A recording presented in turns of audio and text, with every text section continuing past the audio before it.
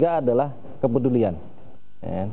Kita peduli terhadap diri sendiri, terhadap keluarga, dan terhadap lingkungan masyarakatnya.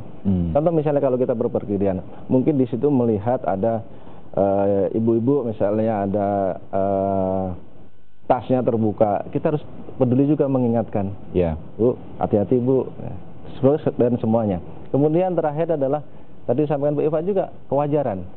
Ya. Jangan kita euforia, jangan terus oleh-oleh segala pun dibeli, harga mahal pun dibeli. Hati-hati, di situ juga ada potensi kejahatan juga, penipuan barang macam-macam itu. Nah, 4 tip itulah mungkin yang harus dilakukan kepada kita semua. Ya, diresapi oleh masyarakat untuk kemudian lebarannya jadi bisa berlangsung dengan aman, termasuk mudiknya, begitu ya.